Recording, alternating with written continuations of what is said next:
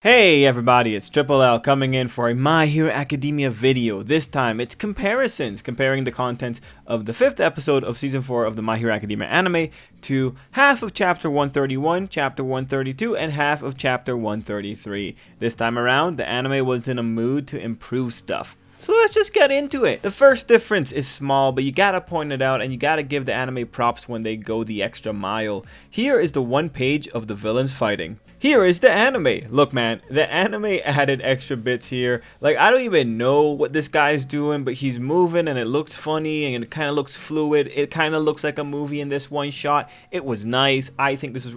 Oh man, that guy went in for a drop kick. That was great. I thought that was great.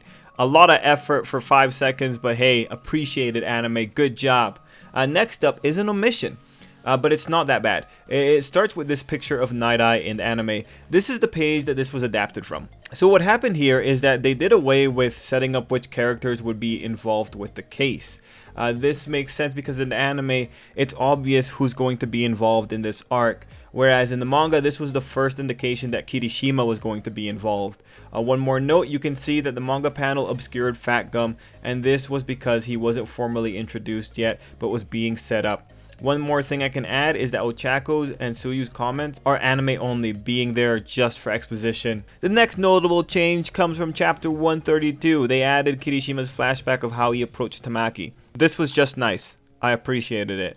In the manga, they just kind of talked about it. The anime showed it. And with that, we're in chapter 133 material. I know there's not that many changes this time around. The first notable change in the chapter is...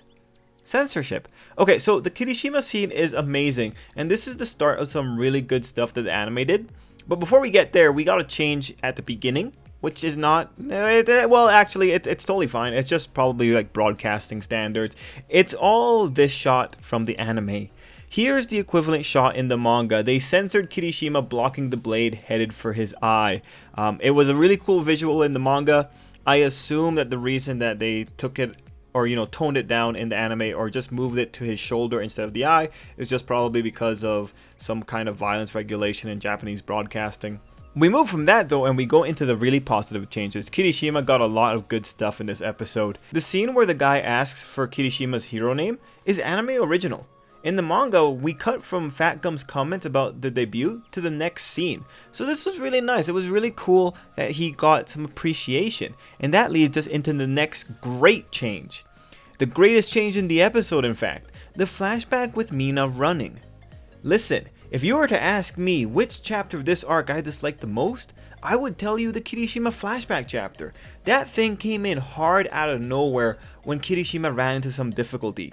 But the anime comes in like a hero here, at least setting up that there was some deep-seated trauma and building up to that flashback. This was a great move from the anime. Even though I do find it a little bit heavy-handed, I much rather prefer this build-up as opposed to the manga just dropping the flashback on us when Kirishima had a little bit of trouble later on. For some readers or viewers, this might be a little thing, but I feel it goes a long way to making the anime a little bit of a superior story when it comes compared to the manga. Although it's important to note that the only reason that the anime could do this in the first place is because the manga already got there and the anime has the knowledge of knowing what comes next. Still, greatly appreciated anime. You could have not done it, but thank you for doing it. Anyway, that was it. Those were the big changes.